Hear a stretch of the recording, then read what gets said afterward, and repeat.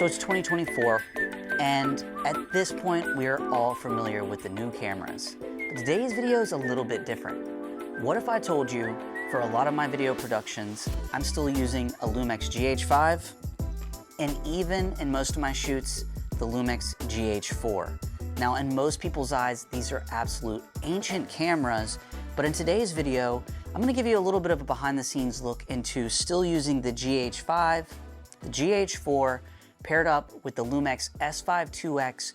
We're doing a podcast in an unfamiliar space, and here's a little bit of a look into the gear that we'll be using, but also diving right into the environment and how we tackled it and some final results. Here we go.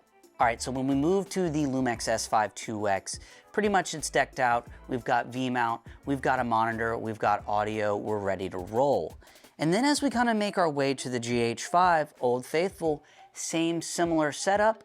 We've got the monitor on top. We've got a nice cage so that it allows us for V-mount. Of course, we got a nice big V-mount battery on the back. We're running HDMI into our monitor, and we're also running shotgun audio into camera. That way we can sync in post-production.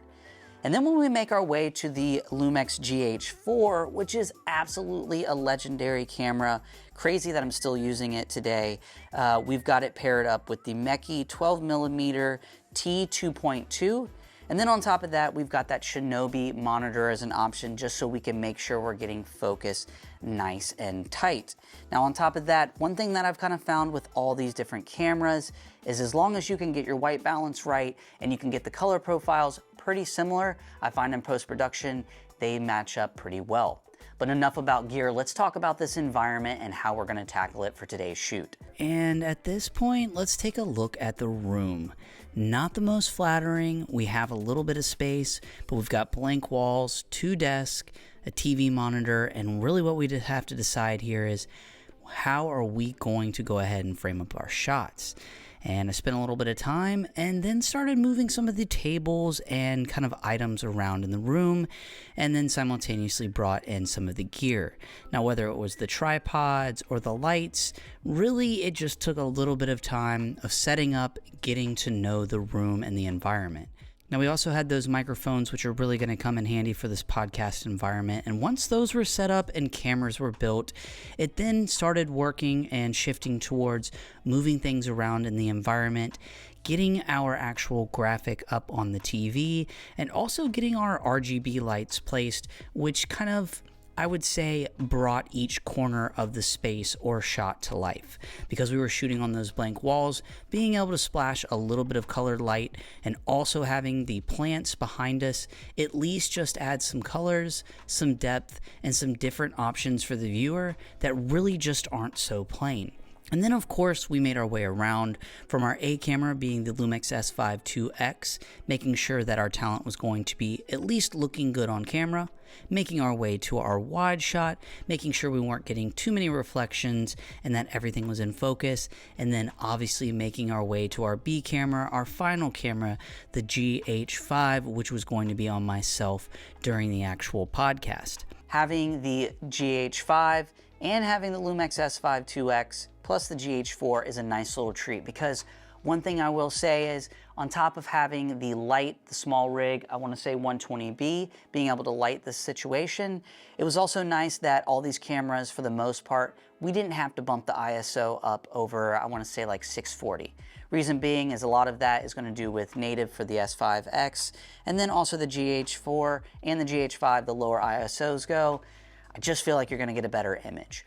Now on top of that, we had those RGBs on both sides, which I mentioned in the video, just gave us an opportunity to at least have some kind of color and not so much flatness. And the trees also added a little bit of green and a little bit of separation. Look, was it the ideal, scenario for a podcast? Not really. But did it turn out well? From the audio to the visuals, I was pretty thrilled, and so was the client. We're gonna switch it up a little bit. We are. Location, but can we address the elephant in the room? It's your freaking birthday. Oh, dude, stop. Happy birthday. And the added bonuses in moving into the near future, we'll also be putting rugs down, we'll have more furniture in there, and here's the elephant in the room. Using the GH4, the GH5 in 2024, kind of sounds crazy, but we were shooting 4K 24. Sometimes I also find that I shoot 4K 30 with these, gets even a nice crisper image. Actually recently shot a gig for Breaking Points. You can see some of the footage here. Same setup, we were using the GH4, the GH5, and the Lumix S5IIx, shooting at 4K 30, and the results I found were pretty damn solid, especially for what the expectation was for these particular clients. They don't need out of this world footage, but they want 4K, they want it to be pretty damn clear, and they just need everything to match. But look, 2024 is a year that cameras are just out of control in regards to the specs that they're bringing to the table. Now, cameras are also pretty reasonably priced these days, but if you're still on a crazy wicked tight budget, if I were going to be honest, a GH5, in my opinion, is something that can still frickin' crush it. Now, the only thing where I think it kind of can stink is if you're not really good with manual focus, but come on, at this point, if you have a setup like this or you're entering these kind of cameras, manual focus should be something you should be able to do on the spot. So no autofocus really regards to these two cameras, but as far as qualities, codecs, gonna be fantastic. And with the GH4 and the GH5, if you buy any Micro Four Thirds adapters, you're gonna be able to put any Canon EF glass, you can put some Sigma glass on there.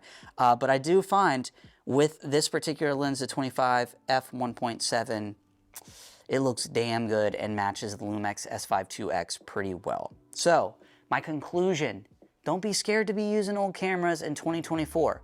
The reason that I actually had to bring the GH4 into the equation is my old S5 kicked the bucket. I want to say the fuse inside of it exploded or something like that. Gonna probably need to get it fixed. So it meant that I had to have my ultimate backup being the GH4, and you guys saw, I think the results were pretty good. The only flaw that this is just 100% on me, and you can see it if you go back, is in the wide shot, the dome was actually reflecting, giving a nice overexposed look. I shouldn't say nice, it was actually a bad look, but was on the screen. And I didn't want to go in and kind of try to mask it out and fix it too much because it was too obvious, but that was one technical aspect that I kind of knew when I was framing up the shot, but I was on a little bit of a time crunch. I think we had about 45 minutes to set up, and then we had about an hour shoot. And remember, I was a part of the podcast, so these cameras once set, those were the results, and you guys got to see it. But 2024, look, these cameras, don't be afraid to use them because they're wicked cheap and wicked good still in 2024. All right, that's it, quick and out.